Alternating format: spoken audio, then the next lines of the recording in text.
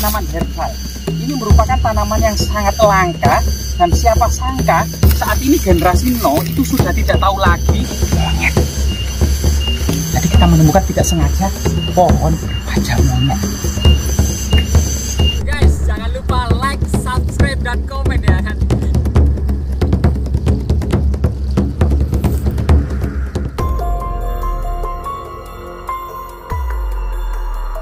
Pemirsa, kali ini kita menelisik ya jejak-jejak peradaban di masa lalu, termasuk cerita-cerita legenda yang berkembang di tengah-tengah masyarakat, pamali, misteri, folklore, bahkan kemudian cerita-cerita mistis atau pengalaman mistis seseorang. Kali ini kita berada di kebun bambu. Masyarakat menyebutnya sebagai petung sewu ya. Petung sewu. Petung sewu. Jadi pohon bambunya itu sangat-sangat besar. Sebagaimana kemudian orang-orang Eropa pada awal-awal penjajahan itu sangat terpukau dengan pohon-pohon bambu yang ada di Nusantara ini sangat-sangat besar dan sangat rimbun sekali. Nah, di lokasi ini banyak sekali cerita-cerita yang berkembang. Salah satunya adalah sumber mata air yang tidak pernah kering sepanjang masa, yang dipercaya bisa mengobati berbagai macam penyakit, kemudian bisa melancarkan usaha dan lain sebagainya ya. Kita telisik langsung saja. Jadi saat ini gitu ya, lokasi ini sebenarnya adalah punden sumber petung ya. Nah, punden sumber petung ini karena memang mata air yang sangat besar tersebut berada di bawah pohon bambu petung. Dan di sini kita lihat ada pembangunan yang dilakukan oleh desa atau pihak masyarakat ya dalam pembangunan ini. Dan pembangunannya sangat luar biasa sekali ya, dengan menggunakan boulder atau batu-batu gundul atau batu-batu sungai atau batu-batu kali ini ya, baik itu untuk talut maupun untuk tangga. Jadi menambah suasana keasrian dan taman-taman bambu ini ya, mengingatkan pada taman-taman bambu yang ada di negara Jepang maupun di Tiongkok ya.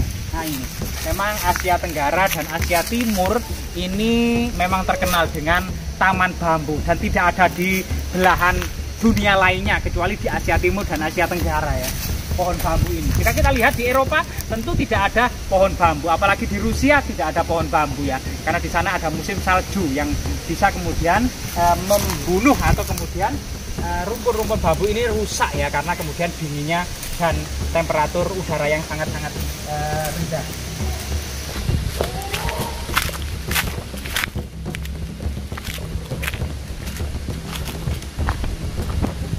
Jadi selain itu di taman bambu yang sangat eksotis ini juga banyak sekali pohon-pohon lontar atau pohon aren yang pada masa lalu, pada masa peradaban Majapahit merupakan sumber bahan baku tulis-menulis ya, sebagai kertasnya. Jadi meskipun sejak awal Masehi di Tiongkok itu diproduksi kertas secara besar-besaran, Majapahit tidak perlu impor kertas karena bahan baku tulis-menulis dengan menggunakan daun lontar sangat melimpah.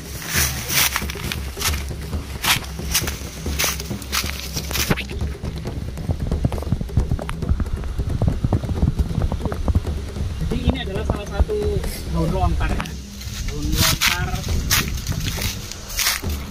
Nah, daun lontar kita cuma ngambil sedikit sebagai kemudian lah.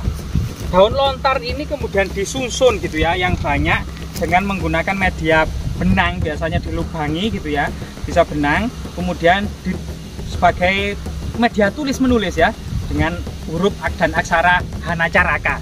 Ya, inilah kemudian media tulis pada masa peradaban kuno dengan daun lontar, dan pohon lontarnya seperti ini. Dan di sana lebih banyak lagi dan besar-besar. Coba kita ke sana.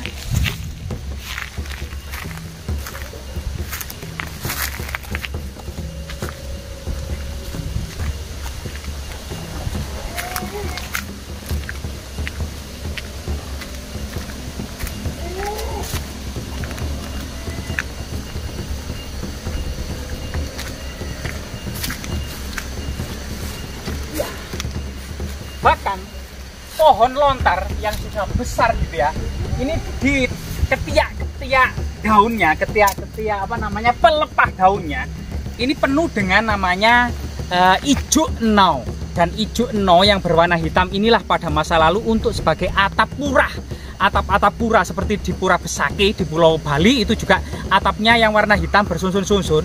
Ini ternyata terbuat dari tanaman ini, tanaman jenis palem-paleman yang bernama aren atau daun lontar ya.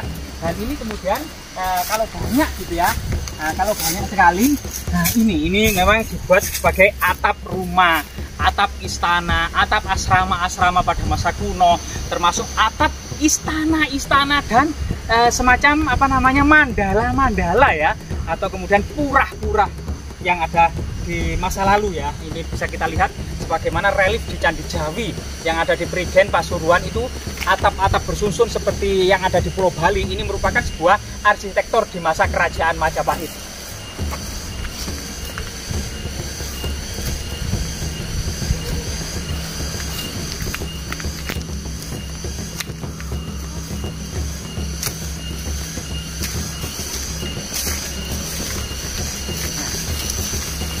Suara yang mulai terdengar, yang kemudian bisa membisingkan telinga kita, namun sangat eksotis didengarnya, ini merupakan suara garengpung ya. Biasanya pada sore hari atau pagi hari, ketika hujan selesai, baru selesai teman-teman terang, itu kemudian hewan ini sangat-sangat ceria ya.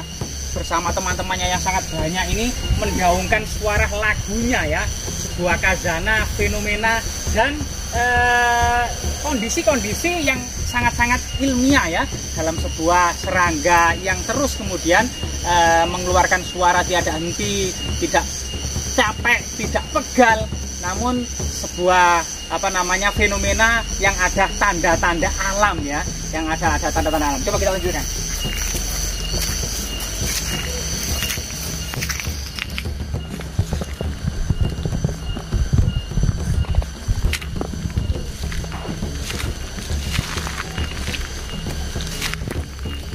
Sedangkan daun bambu sendiri yang lebar-lebar seperti ini gitu ya, pada masa lalu gitu ya, pernah dibuat untuk membungkus semacam kue.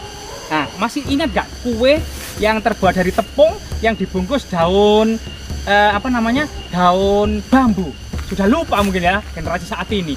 Kue apa? Saya juga lupa. Kue apa itu ya yang dibungkus oleh daun bambu? Mungkin semacam kue lemper. Kue lemper itu daun. Kalau ini nggak tahu, kayak itu loh, kayak yang ada di Gresik saat ini menjadi makanan khas itu loh. Nah, yang dibungkus dengan daun klobot, gapuk apa? Nah, kurang tahu juga ya. Nah, ini. Nah, jadi indah sebenarnya di sini banyak daun lontar yang cukup banyak ya dan besar-besar. Nah, coba susunan seperti itu ya. Ini sangat indah sekali. Palem-palem penuh dengan daun lontar yang banyak sekali. Nah, ini. Dan kita di bawah naungan rimbunnya daun lontar ini ada semacam punden keramat yang merupakan sumber mata air ya, yang keramat, kemudian dijaga sosok kepala ular naga raksasa yang betapa membatu. Coba kita lihat.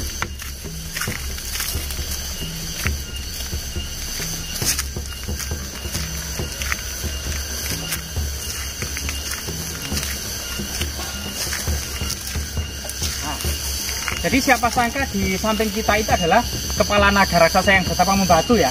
Jadi kepalanya itu mendongok dan tubuhnya itu masuk ke dalam bukit, terus menyambung ke tengah-tengah sumber mata air ya. Dan sumber mata air ini kemudian dipasang ya pipa-pipa paralon untuk disalurkan ke desa-desa, ke rumah-rumah ya, sebagai kebutuhan ya.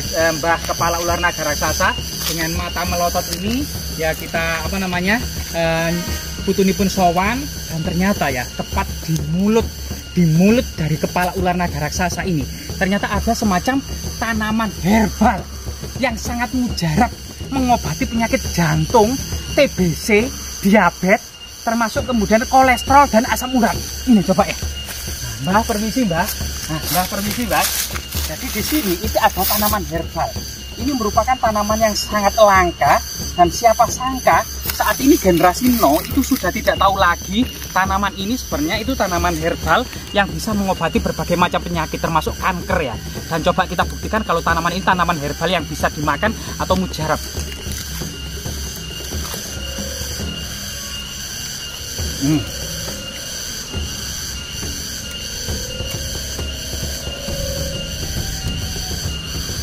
Jadi rasanya itu asem.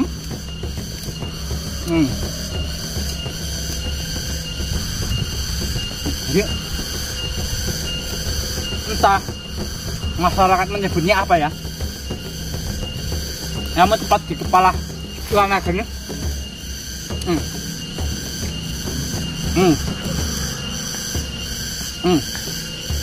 Kita tadi memetik 3 helai daun. Karena orang Jawa itu percaya kalau 3 helai daun itu memang angka yang cukup keramat.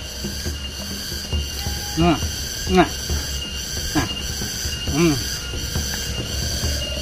semoga memang berbagai rahasia yang ada di alam ini tentunya bermanfaat ya bagi kehidupan manusia. Memang tanaman-tanaman herbal ini mulai kemudian ditinggalkan oleh generasi muda saat ini ya. Namun siapa sangka saat ini banyak penyakit, namun kemudian tidak tahu obatnya, karena semacam generasi yang terputus dari generasi masa lalu. Kemungkinan di masa Majapahit itu banyak literasi, banyak tabib yang menulis tentang tanaman ini. Kita lanjutkan ke punden keramat ya.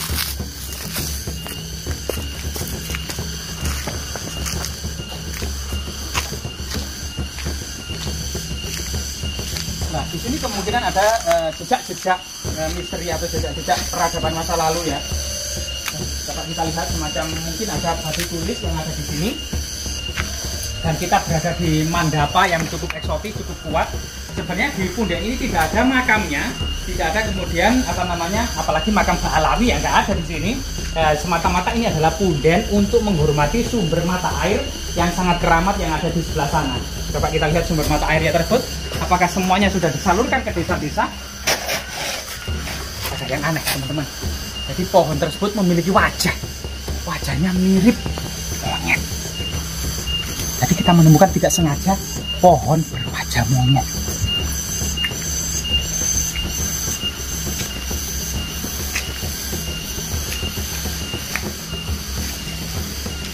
Jadi pohon ini seperti simbol lingga ya, yang memiliki wajah muka lingga ya, yang mungkin juga menjaga dari punden yang sangat keramat ini. Monggo Pak.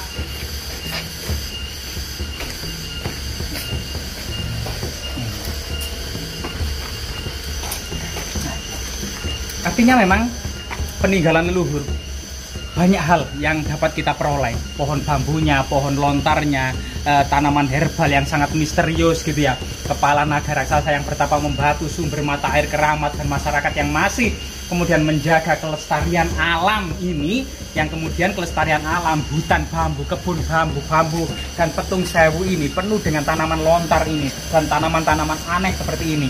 Ini kemudian menyiratkan sebuah kondisi yang harus sinergi antara manusia dengan alam, antara manusia dengan manusia, dan antara manusia dengan Tuhannya.